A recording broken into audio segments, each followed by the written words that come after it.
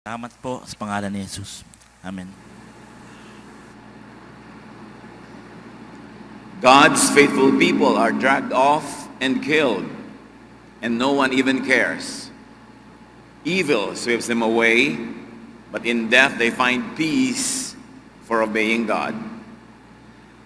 Ama namin sa langit, salamat sa inyo pong kabutihan, salamat sa buhay, at turuan niyo rin kaming karoon ng kaliwanagan tungkol sa issue ng buhay na walang hanggan at ng pagwawakas ng buhay dito sa lupang ito.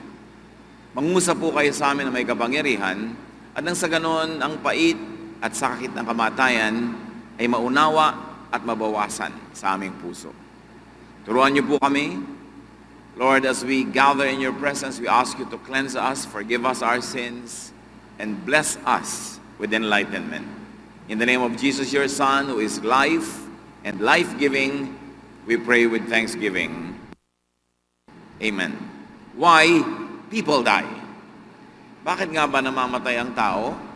Isa ito sa mga sobrang kinatatakutan, iniiwasan, at nagbibigay ng malalim na lungkot sa mga tao. Death is ordained by God. Hindi naman yan nanggaling sa kung saan lamang, maging ang kamatayan ng ating lupang katawan ay kalooban ng Diyos. Nang ang tao ay magkasala, naging karapat-dapat lamang na hindi siya mabuhay ng habang panahon sa ganong fallen state. Genesis 3:22, and the Lord God said, "The man has now become like one of us, knowing good and evil. He must not be allowed to reach out his hand and take also from the tree of life and eat and live forever." Ang kasaysayan ng mga unang tao nung nagkasala ay minabuti ng Diyos na magkakaroon ng kamatayan ng kanilang katawan. Sabi niya, kumain sila ng prutas na nagtuturo ng kabutihan at kasamaan. Kailangang pigilan sila na makain pa ang prutas ng buhay na walang hanggan, sapagkat hindi na dapat na mabuhay sila ng walang hanggan sa ganyang uri ng pag-iisip, sa ganyang uri ng pagkakalugmok sa kasalanan. Therefore, there's no only life in such a divided, confused, and troubled state. Hindi bagay at hindi karapat-dapat na mabuhay sa ganitong estado, sa ganitong sitwasyon, habang hati ang loob, nakahati sa kasalanan at kabanalan, sa kalinisan at sa karumihan, hindi mabuting mabuhay ng sobrang haba. Genesis 3:19, you return to the ground, sabi ng Panginoon, since from it you were taken, for dust you are, and to dust you will return. Ang tao ay hindi lang lupa, ang katawan, ang tao ay espiritu ng Diyos na pinagsama. Kaya sa oras ng kamatayan, ang katawan ang namamatay at ang espiritu ay dapat magbalik sa Diyos. Sabi ng Ecclesiastes 12:7, the dust returns to the ground it came from, and the spirit returns to God who gave it. So the earthly body will return to earth, the heavenly spirit will return to heaven. Kung paano nagkasama ang dalawa sa simula ng buhay, ngayon naman ay maghihiwalay. At sabi ng Panginoon sa Genesis 6:3, then the Lord said, my spirit will not contend with humans forever, for they are mortal. Their days will be 120 years. So itinakda na ang tao under very normal circumstances will not live beyond 120. At yun pa nga ay sobrang haba na kung tutuusin. People die of spiritual causes. Romans 5:12, therefore just as sin entered through the world through one man, and death through sin, and in this way death came to all people because all sinned. So isang dahilan na talagang major reason for death ay kasalanan, espiritual. Sabi sa pamamagitan daw ng kasalanan ni Adan ay pumasok ang kasalanan sa buong sangkatauhan at kasama doon na pumasok din ang kamatayan. Kung wala sana ang kasalanan, hindi walang kamatayan, pero dahil lahat ay nagkasala, ang lahat ay mamamatay. While people die of spiritual causes, they also die of natural causes. Nature becomes the instrument of death. Acts 9, 36 to 37. In Joppa, there was a disciple named Tabitha. She was always doing good and helping the poor. About that time, she became sick and died. Magtataka mga tao. Bakit ang buti-buti niya, ang bait-bait, marami siya mga magagandang gawa, ay siya'y namatay? Kasi hindi lang naman spiritual ang kamatayan, meron ding physical.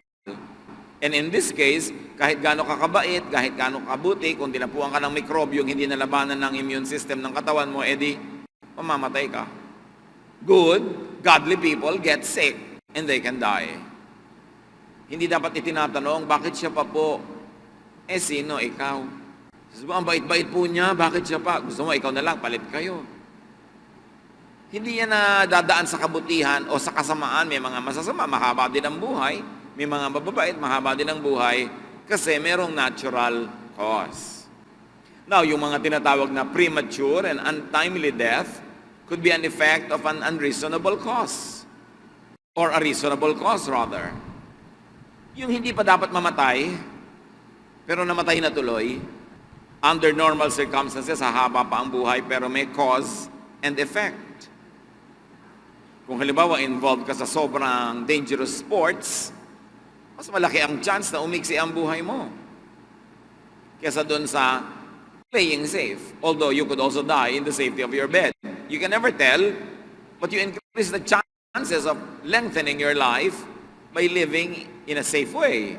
Ecclesiastes 7:17, do not be over wicked and do not be a fool. Why die before your time? Pag ating in-apply ang verse na ito na sinabi ni Solomon na pinakamarunong na tao, yes, merong itinakda sa'yo, preferably na paraan, panahon ng iyong kamatayan. Pero kung over wicked ka or you're a fool, pwede mong mapaaga yon. Why? Because there is an interplay in our lives of spiritual and physical forces. Kaya nga kahit ang bait-bait mo spiritually, kung dinapuan ka ng isang sakit na nakamamatay, mamamatay ka, na naig yung natural cause kesa sa spiritual situation mo. Hindi definite kung sino ang laging mananalo doon. Kaya pwede ring manalo na yung pagkakataon na you are over wicked, definite kung sino ang laging mananalo doon. Kaya pwede ring manalo na yung pagkakataon na you are over wicked, ang dami mong kasalanan, may pumukpok tuloy sa'yo, namatay ka. Meron naman, ang bait-bait mo, may pumukpok pa rin sa'yo kasi siya yung makasalanan, pwede ka pa rin mamatay. Maraming dahilan, wala lang isang set of rules. Kaya hindi mo pwede itanong, bakit siya pa, bakit ngayon pa, kailan pa, kahit naman 95 na yan, ayaw mo pa rin siyang mamatay kung mahal mo siya sa buhay. Lahat ng death matatawag na untimely, liba na lang hindi mo love yun namatay. Kaya depende sa iyong situation sa buhay. Why die before your appointed time? So pwede mo pala yung mapaaga. If you are over wicked, or if you are a fool. At kahit ka banal, kung hindi mo pinaalagaan ng iyong katawan, kahit ka mabuti, kahit ka mabait, godly ka, hindi ka kumakain ng masustansya, pwede ka ma-expose, and that is called a foolishness also. Hindi naman kung mo godly ka, hindi ka na foolish. Kasi godly, pero may ginagawa kang foolish things. Katulad kung magfa-fast ka ng 40 days, hindi ka naman pinagfa-fast ng Diyos, tapos namatay ka, magtataka ka, Lord, nagfa-fast po ako tulad ni Jesus. Ba't di ka magpapako tulad ni Jesus? 40 days. Sino may sabi sa iyo mag-fast ka ng ganun kahaba? Hindi ko mo, ang tingin mo, godly yung ginagawa mo, lagi ng wise yun. Dapat timplahin. People die for many reasons. Unreasonable death could be because of random chance. Meron naman ang ingat-ingat na nga, hindi kumakain ng taba, laging gulay ang kinakain, inom ng healthful juice, ang aga-agang matulog, hindi naninigarilyo, nadaga na ng pison, namatay. Pagtatawanan ngayon ng naninigarilyo, nung umiinom ng alak, sabi niya, yun nga, hindi naninigarilyo namatay. Pero hindi naman yung hindi niya paninigarilyo, ikinamatay niya, ibang dahilan. At pwede ko minsan, there is such a thing as chance. Maraming mga spiritual, over spiritual. Ayaw nilang maniwalang meron yan. Sabi ni Solomon sa Ecclesiastes 9:11, I have seen something else, kakaiba, under the sun. The race is not to the swift or the battle to the strong, nor does food come to the wise, or wealth to the brilliant, or favor to the learned, but time and chance happen to them all. Sabi niya, nagkakatsamba-tsamba rin eh. Hindi naman laging pagmabilis kang tumakbo, mananalo ka sa karera. Hindi ko matalino ka, ikaw magkakapera o may kakainin. Sabi niya, tsamba-tsamba rin. At mas malinaw sa contemporary English version. Here is something else I have learned, Solomon says. The fastest runners and greatest heroes don't always win races and battles. Wisdom, intelligence, and skill don't always make you healthy, rich, or popular. We each have our share of bad luck. Contemporary English version. Pero siyempre, kung tatakbo ka, labang ka ng karera, mabuti na mabilis kang tumakbo, mas malaking chance na manalo ka. Pero hindi lagi, dahil pwede ka matapilok at mabarog ka sa bato, hindi ka nanalo. Pero kung ang bagal mo, hindi ka talaga mananalo doon kahit hindi ka matapilok. You increase your chances. Kaya hindi naman ko man nag-aral, magiging maganda ang karir, but you increase your chances. Laging ganun ang ginagawa mo. Dahil maraming timpla ang buhay, dadagdagan mo yung posibilidad na manalo ka. Unjust or so-called unjust death could be for the benefit of and could effectively benefit the deceased. Merong kamatayan ang nakinabang ay yung namatay. Isaiah 57:1-2. The righteous perish, and no one takes it to heart. The devout are taken away, and no one understands that the righteous are taken away to be spared from evil. Those who walk uprightly into peace, they find rest as they lie in death. Yung mga tanong ko minsan, bakit ang bait-bait niya, ang buti-buti niya, siya pa yung namatay. Sabi ng Isaiah 57:1-2, maaari na siya'y inililigtas sa mas masaklapang mga pwedeng mangyari, nakalinya, nakapila na darating sa buhay niya at pinipilit na pumasok sa buhay niya at dahil siya'y matuwid, dahil siya'y mabuti, dahil siya'y maganda ang kalooban, iniligtas na ng Panginoon at inagahan ng pagkuha sa kanya. Total, kahit naman dagdagan pa ng 20 years, kukunin din siya. So iniligtas siya, nakaskip sa isang malaking hirap. At kung ang tao ay sobrang malala ang sakit sa katawan, ang pain ay napakatindi, o napakalaki ng problema sa buhay, na wala ng kalutasan halos, hindi ba nakakapagpahinga nga siya kung napaaga ang pagkuha sa kanya ng Panginoon. Hindi mo lang naman maiintindihan lagi yan kasi hindi mo naman alam kung ano yung iniiwas sa kanya na darating na problema dahil Diyos lang ang nakakakita nun eh. So sabi niya, ang mga mabubuti ay bigla na lamang na kinukuha at walang nakakapag-isip ng dahilan nito. Mga banal na tao na kinukuha, walang nakakaunawa, hindi nila naiintindihan na ang mga matutuwid ay kinukuha para iligtas sila sa masama. Pwede sila mag-self-destruct pala, o pwede sila nasirain ng iba. Hindi natin alam. Yung tinatawag naman ko minsan na tama lang, just death could be for the benefit of and effectively benefit the living. Yun yung kamatayan ng mga bayani, ng mga martir, ng mga nagpapakasakit para sa ikabubuti ng iba. Tulad halimbawa ni Samson, Judges 16:30. Samson said, "Let me die with the Philistines." Then he pushed them all with all his might. Then he pushed with all his might, and down came the temple on the rulers and the people in it. Thus he killed many more when he died while he lived. Alam natin na sa Solomon ay isang bayani ng kanyang lahi, subalit dahil sa pagkahumaling sa isang babaeng si Delilah, ay nalaman ng kanyang mga kalaban ang sikreto ng kanyang kapangyarihan na ibinigay ng Diyos. Siya ay binulag, iginapos, ikinulong. At minsan sa isang napakalaking piyesta, tinali siya sa pagitan ng dalawang malaking haligi para pagtawanan. At nung nalaman niya na nakagapo siya doon sa haliging yon, familiar sa kanya yung lugar na yon, Ginamit niya ang kanyang lahat ng naipong lakas upang itulak ang dalawang haligi at gumuho ang gusali at lahat ng pinakamahalagang tao ng bayan na kalaban ng kanyang lahi ay namatay. Isang kamatayan na para sa ikabubuti ng mga natira pang nabubuhay. John 12:24, very truly I tell you, unless a kernel of wheat falls to the ground and dies, it remains only a single seed. But if it dies, it produces many seeds. Ganyan din yung isang busal ng mais. Pagka ang isang pirasong buto ay itinanim mo, dumadami ang bunga. Pero kailangan mamatay muna yung seed na yon, matanggal siya sa kanyang pinagkakapitan, malibing siya sa lupa para tumubo at dumami ang bunga. At ganoon din ang kamatayan ni Jesus. Dahil sa kamatayan ni Jesus, napakaraming napabuti tulad natin. May ganoon ding uri ng kamatayan. Death brings the child of God into His presence. Into the presence of God. At ito naman talaga ang minimithi ng marami. Pero dahil meron tayong natural love for this physical life, ang gusto sana natin ay huwag munang mangyari yon habang pwede pang i-delay, kaya hindi natin sobrang na-appreciate yung kahalagahan ng kamatayan din.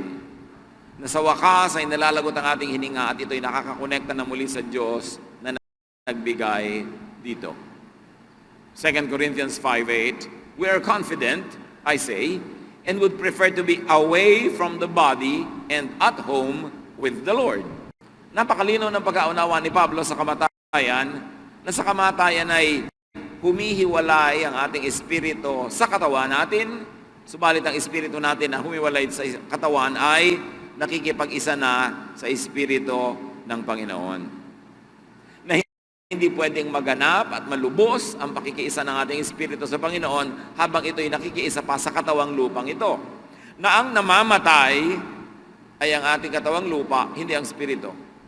Kaya kuminsan, kalunos-lunos yung libing, nakikita mo yung mahal mo sa buhay, inilulubog sa lupa, tatabunan, o inilalagay sa nicho, sa sementohan, o yung iba nagpapakremate, sinusunog.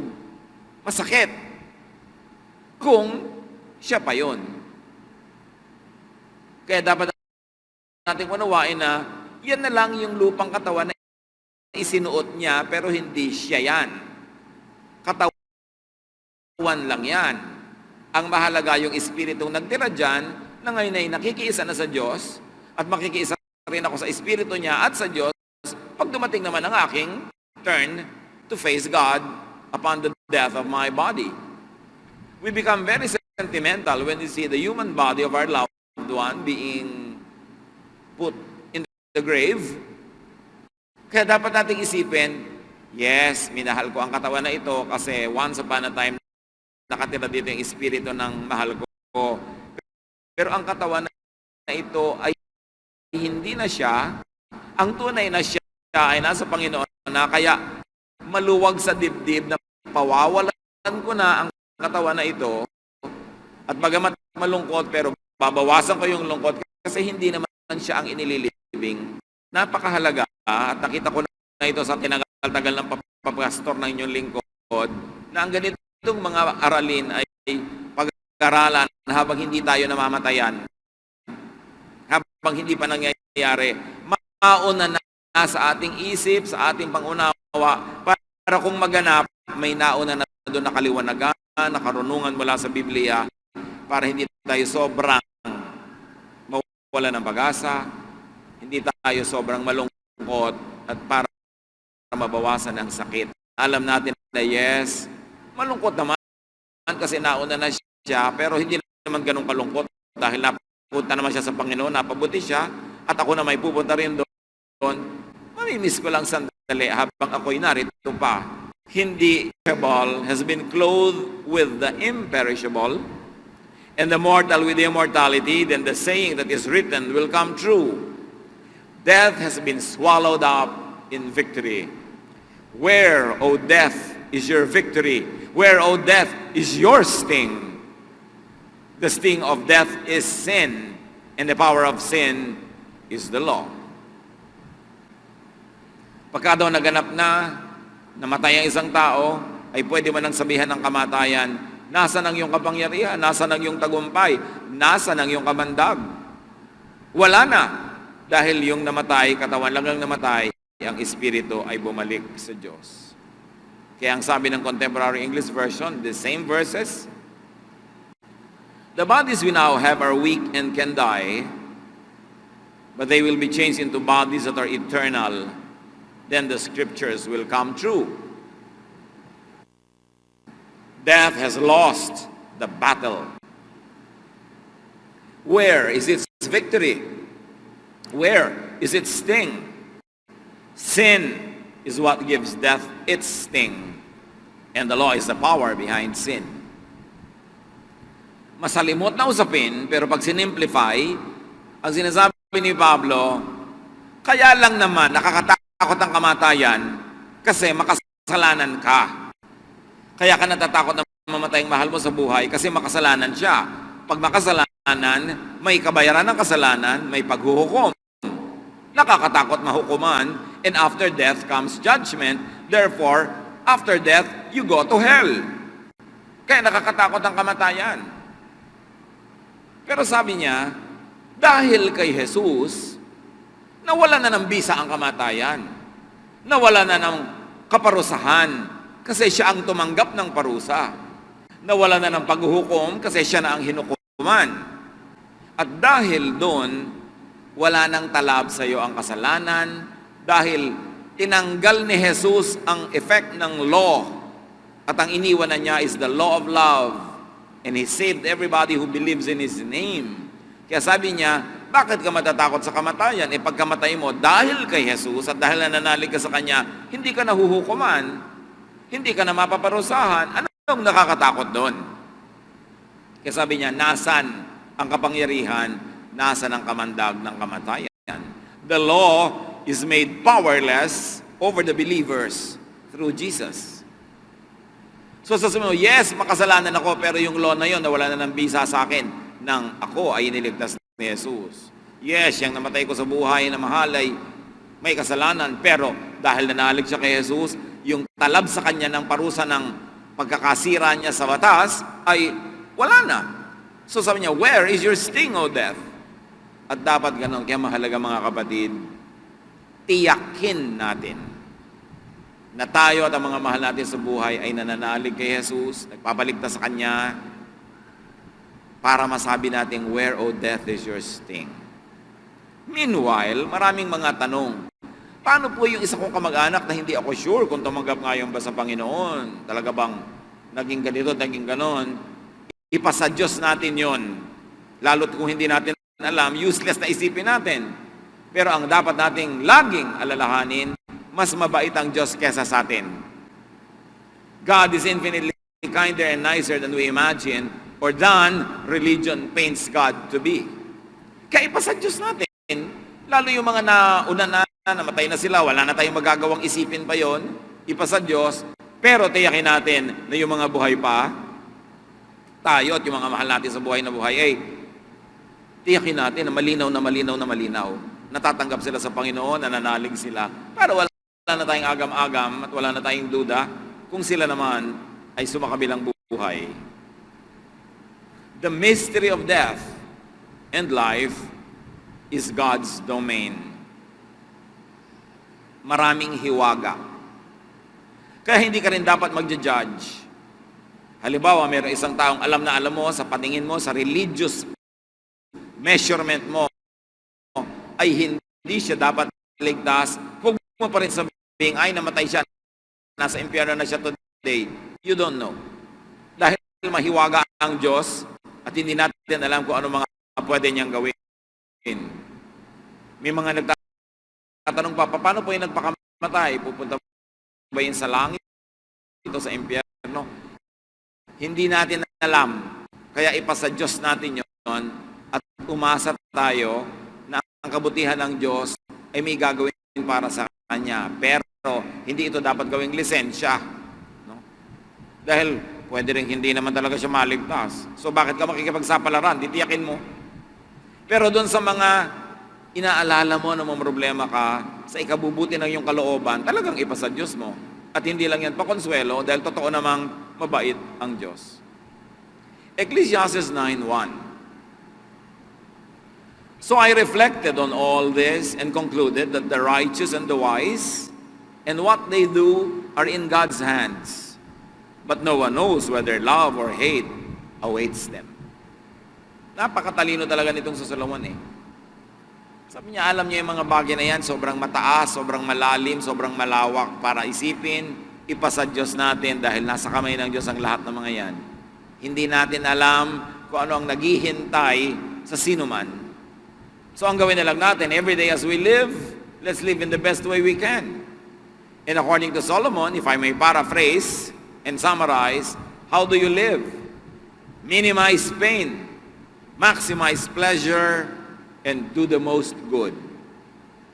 Para pag tinawag ka na ng Panginoon at ikaw ay sumakabilang buhay na, wala kang sukat pagsisihan. At huwag din natin pigilan ang ating mga kapwa, lalo mga mahal sa buhay na they, in their own terms, will minimize their pain, maximize their pleasure, and do the most good in the way that they think best. So that when they go to eternal life, wala rin tayong regrets tungkol sa kanila. Wala tayong sukat ipagsisi na pinigil natin sila, pinagkaitan, at pinalungkot. At sa mga issues na hindi pa natin maintindihan, somebody once said that the best theology is silence. Hindi mo naman kayang isipin, hindi mo maabot, hindi manahimik ka. At sinabi sa Biblia, be still and know that I am God. It is in being still, not in debating, not in academic pursuit, not in research that you will know God. In being still, the divine can manifest Himself to you. So wag nang pagtalunan, wag nang pag-away-awayan, at wag nang isiping mabuti ang hindi naman talaga magbibigyan ng conclusion dahil hindi natin alam. Pag hindi malinaw, pag hindi maintindihan, pag hindi mapagkasunduan, silence is the best theology. So do not face death as if it was an unknown stranger. Bakit ang mga tao, pag may namamatay sa buhay, parang talagang laging hindi handa, na para bang wala pang nakita nung una na namatay? Kaya sabi ni Solomon, alam nyo, mas mabuti umaattend kayo ng mga burol kaysa ng party. Kasi pag lagi kayong pumunta sa mga burol at libingan, magiging buhay na buhay sa inyong isip na pwede kang sumunod agad o sino mang mahal mo sa buhay. Ang mga tao kasi, while they know that people die, they always think in the third person. Lagi ang kamatayan ay para sa kanila, para sa kanya, hindi para sa akin, hindi para sa atin. Laging para sa iba. Pag nangyari tuloy sa akin o sa atin, gulong-gulo. Death is as real as life. Magkakambal. Kung mahal mo ang buhay, dapat mo ring tanggapin na mayroong kamatayan. Ecclesiastes 9:2-3. All share a common destiny. The righteous and the wicked, the good and the bad, the clean and the unclean, those who offer sacrifices and those who do not. As it is with the good, so with the sinful, as it is with those who take oaths and those who are afraid to take them. This is the evil in everything that happens under the sun. The same destiny overtakes all. The hearts of people, moreover, are full of evil, and there is madness in their hearts while they live, and afterward they join the dead. Sabi ni Solomon, alam niyo yung kamatayan, walang exempted. Mabait at mabuti, namamatay. Matalino at hangal, namamatay. Maingat at di maingat, namamatay. Sabi, lahat haharap dyan. Hindi naman ibig sabihin, siyempre, na wala ka na lang sa buhay, maging careless ka na lang. Kasi napag-aralan na nga natin na yung pagiging hangal at pagiging masama, nagpapaiksi ng buhay. Pero hindi garantisado. Maraming mga pagkakataon. So what do you do within the limits? Hanggang sa abot ng iyong karunungan, do what is best. And then leave the mysteries of death to God. At huwag ka magtanong, bakit? Bakit ngayon? Bakit siya pa? Wala namang sagot. So, be still and know that God is God. Sa Contemporary English Version, basahin din natin, napakaganda kung minsan dalawang versions ang binabasa mo. But exactly the same thing will finally happen to all of us. Whether we live right and respect God, or sin and don't respect God. Yes, the same thing will happen if we offer sacrifices to God or if we don't. If we keep our promises or break them. It's terribly unfair for the same thing to happen to each of us. We are mean and foolish while we live, and then we die. That should not make it look bleak. That should make us wise. To always do the wise thing, do the good thing, do the right thing, because you increase your chances at extending your life, and if not, you definitely increase your opportunity to please God. Huwag magsayang ng panahon. Dapat ang tao, kung siya ay mamamatay, o ang mahal niya sa buhay mamamatay, walang pagsisisi. In other words, you lived a full life. Meron pa nagsasabi, pambihira naman, namatay agad, hindi pa tapos ng kolehiyo. You mean after graduation, pwede na talaga? Meron hindi pa nakakapag-asawa, so pwedeng pagka-honeymoon, mamatay na. Meron naman, ang bata-bata pa, 40. Pwede na sa 50. Kahit naman saang point mamatay ang tao, pag mahal mo, ayaw mo pa. So useless ang ganun mga pag-iisip. Ang mahalaga ganito, namatay siya ng 7 years old. Na-enjoy niya ang kanyang pagiging musmos. Then full life yon. Kasi hanggang doon lang stage ang life niya eh. Namatay siya ng 20 years old, na-enjoy niya ang lahat ng kasiyahan at lahat din ng pag-aaral at lahat ng responsibilidad ng ganong edad.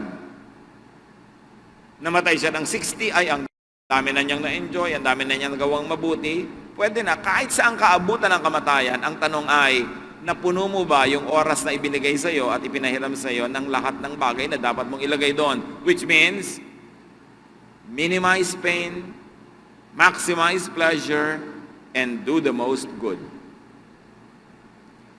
Pero kahit 70 ka na, kung wala ka pa man lang nagagawang mabuti sa kapwa, wala ka pang nalaranas na kaligayahan, hindi ka pa nakakapag-picnic sa luneta, hindi ka pa talaga dapat mamatay dahil wala pang nangyayari.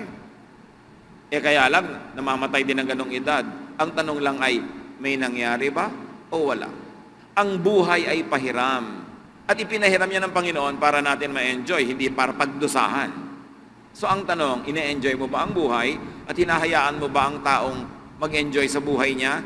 Pinapayagan at tinutulungan mo ba siya mag-enjoy? Hindi lang enjoyment, ha? Always is to also do the maximum good. Tinuturuan ba natin ang mga bata na maging mabait, mapagbigay sa kapwa bata, polite sa kanilang mga nag-aalaga, sa ating mga kasambahay? Tinuturuan ba natin ang mga bata maging totoong tao? And then, maganda nga i-contribute natin sa kanilang buhay. Humaba man o hindi ang kanilang buhay, lalo pangat kung humaba, wala tayong pagsisisi. Children must not be raga sa ating mga kasambahay. Tinuturuan ba natin ang mga batang maging totoong tao?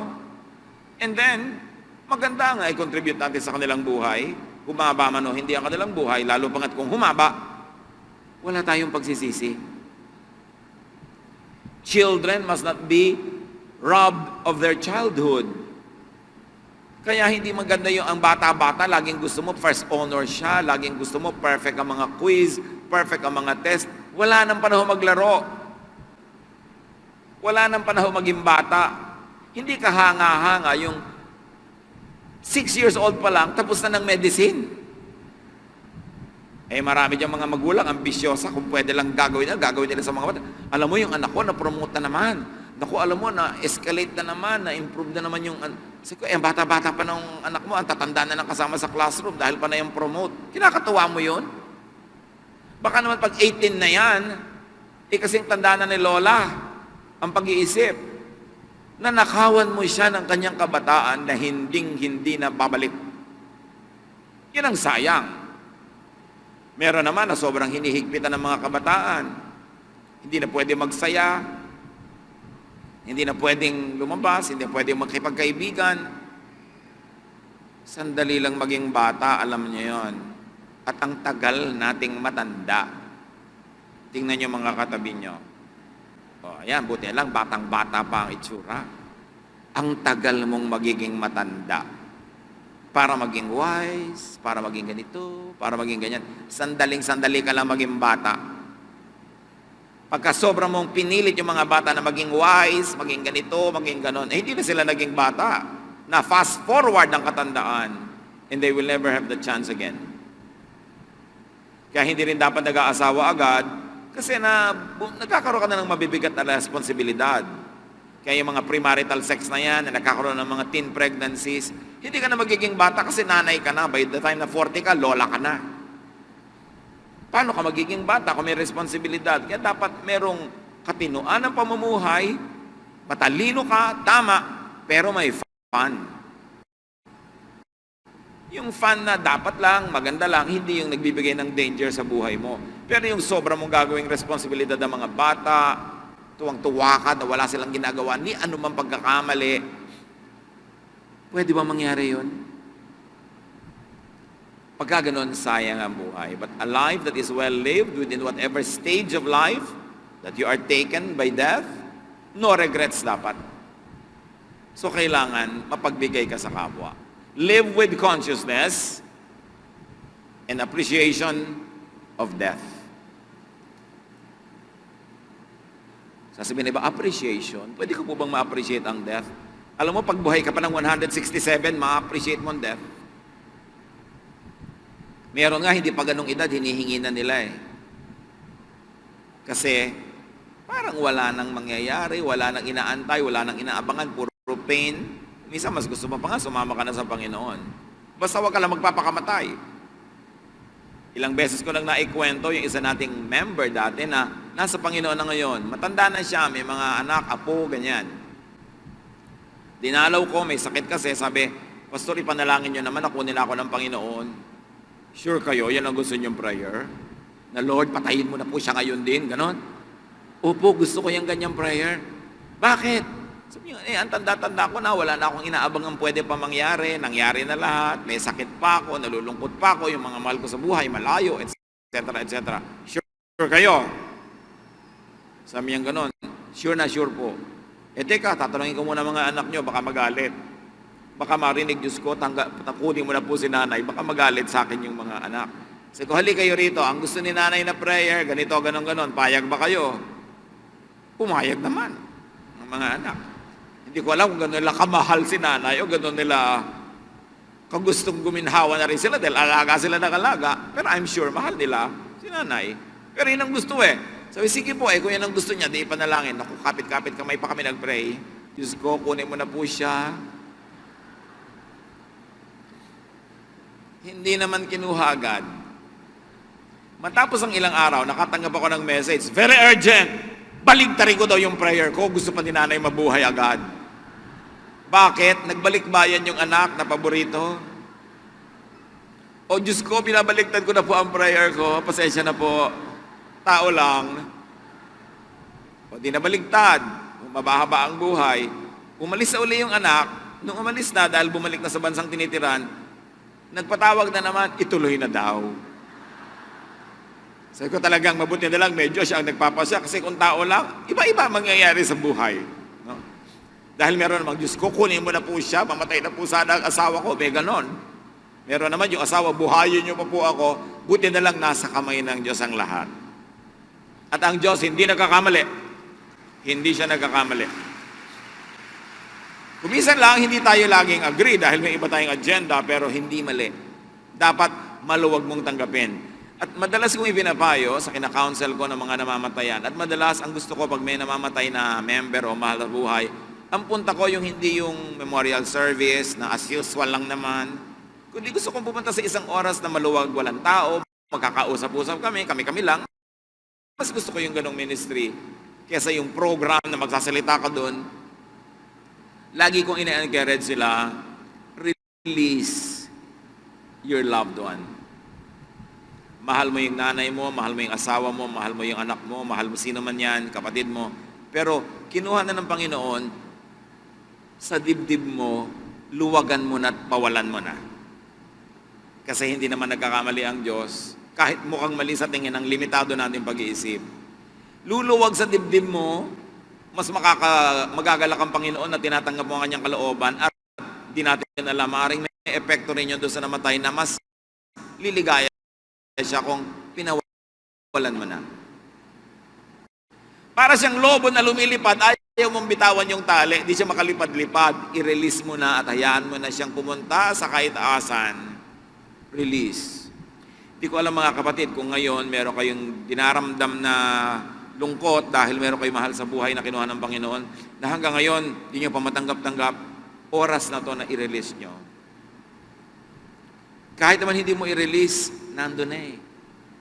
Ikaw lang ang mahihirapan. Release. Meron naman na sobrang mahal yung asawa, sinasabi, pag namatay ako, wag kang mag-aasawa. Talagang, huwag mo kong i-release, no? Hawakan mo ako. Kung pwede lang sana yung bangkay ko, ilagay mo sa kama natin forever para maalala mo ko. Alam nyo, may kabilang buhay eh. Pag nasa kabila, doon ka na. At payagan naman natin yung narito pa na mabuhay pa dito dahil nandito pa sila. Unfair naman. Natanggalan mo sila ng buhay dahil lang ikay nasa kabilang buhay na. May mga anak na yung mga biyuda nilang nanay ayaw ng pag-asawahin.